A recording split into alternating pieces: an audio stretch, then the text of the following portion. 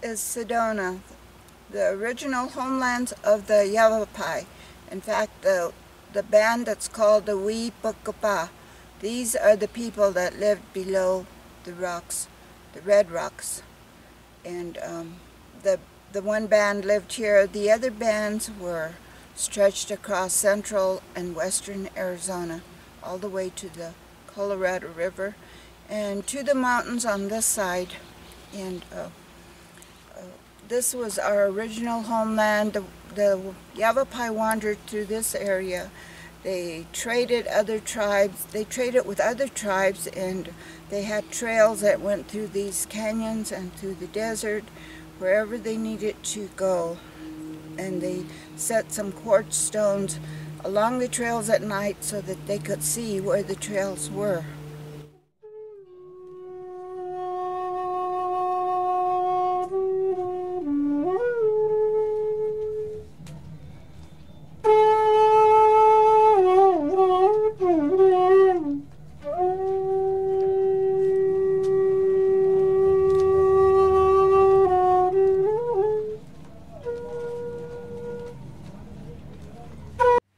The Yavapai lived along this area and occupied most of central part of Arizona, and they were friends with different tribes around, which the white settlers did not realize that we were all different tribes and spoke different languages. They thought we were all the same. The Yavapais were always friendly with the Apaches, who were a more aggressive people, and at times they would have conflicts with other tribes. And these tribes in the southern part of Arizona, they were friends with the Yavapai until the Apaches started attacking their villages, so that they blamed the Yavapai and would come to our villages and steal the children and women and take them and sell them to the Spanish. And this is the story of one of our great leaders, Dr. Carlos Montezuma, who was captured and sold for $30.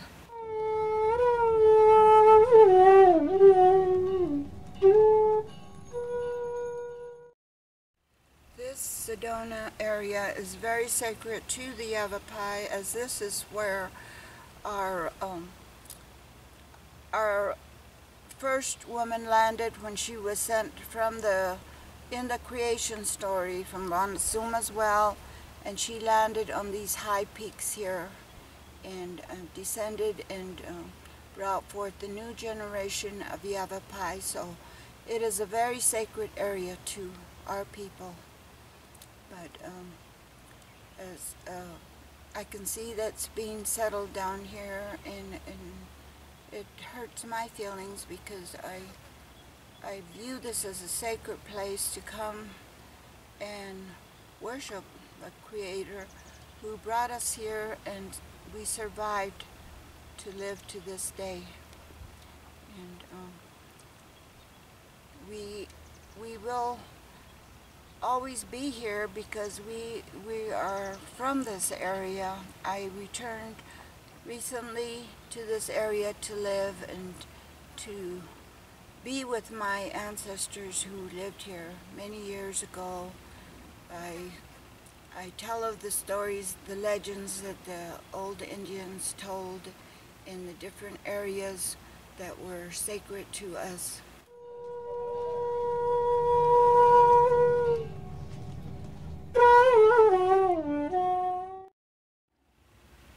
The Yavapai lived in this area and flourished with their hunting and their farming until settlers and the Spanish came in first with their religion, the Catholic religion, and looking for gold and silver and minerals that they wanted to take back home with them. And they came and they were friendly to the Yavapai, and the Yavapai accepted them readily. They fed them and they took them to the mines and told them, you can have what you want. And so they did. I guess they spread some of their religion around to the Indians, and then they left and went back home with no plans to settle. But when the white settlers came, they were miners and farmers who wanted the land, and they wanted the areas near the water, which disturbed the Indians, of course, because we needed the water too.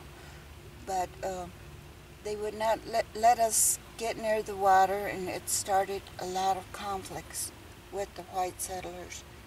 And of course the white settlers then started calling the headquarters in Washington and asking them for protection from the Indians, and they wanted more soldiers out here to take care of them. And so the soldiers were sent by Washington, and they started to kill Indians and keep them away from the places that they needed also. So conflicts continued for a while, fighting back and forth, and mostly it was the Apaches that liked to fight back, and the Yavapais, of course, they joined in now and then. And so this went on for a while, for a long time, until we realized that we had to keep it up, and the white settlers knew that it had to end.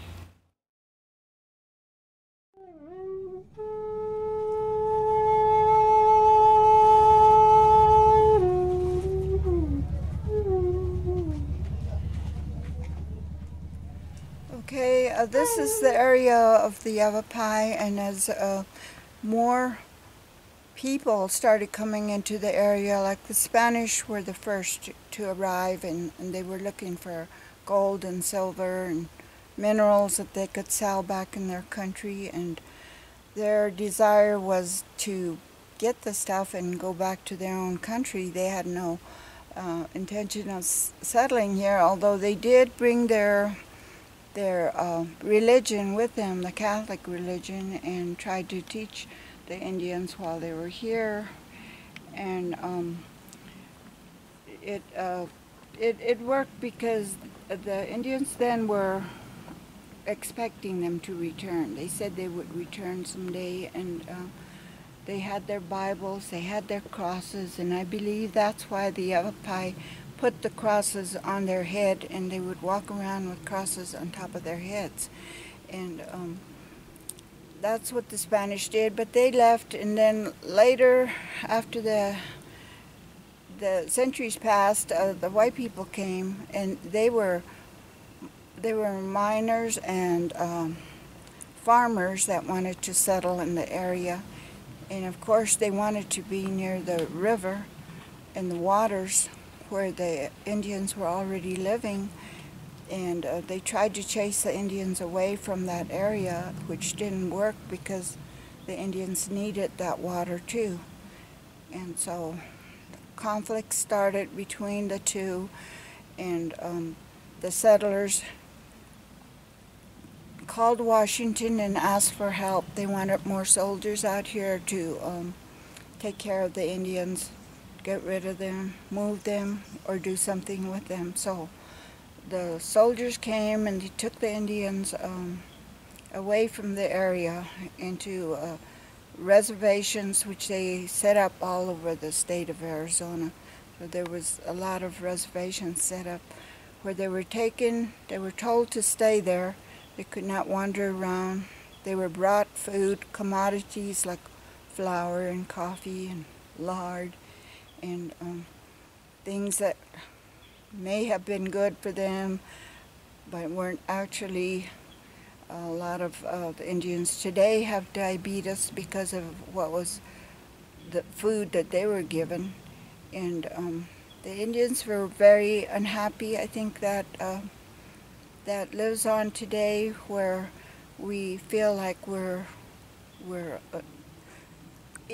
in a place where we can't get out. We're in a reservation where we're locked up, so to speak, and it is a very sad feeling for them.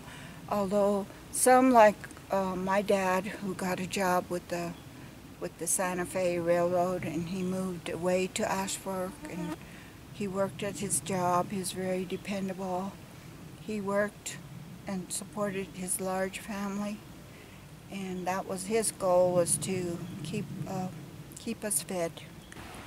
And so this is the area of the Yavapai, and when they were put on these reservations, it brought down their self-esteem. They were just sitting there waiting to be fed, and it was not good. They were used to traveling and trading and farming and all other things that they could do, but now they had to depend on the government.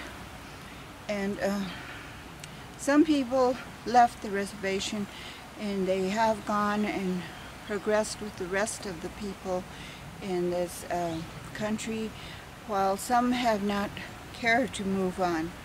And it is very sad to know that people don't want to move ahead. I know my family, we have always tried to move ahead. I've gone to college and told my kids that they need to do the same.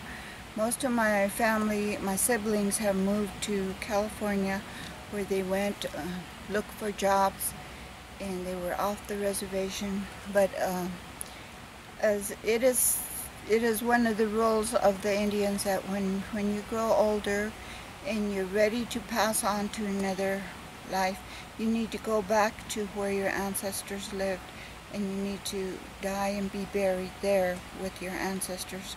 And that is the reason I came back. I have been helping my people, trying to get them back into culture and the language, which most of them have lost. And it is not an easy task, as most people tried to forget. The government told us to forget our language, to forget our culture, and that is what they're trying to do. And I believe that it is what you are to know your language and your culture. You need to know it and know what happened in the past, and not live in the past, but move forward and move along with the rest of the people in the country. So that is the main thing that I would like to see my people do.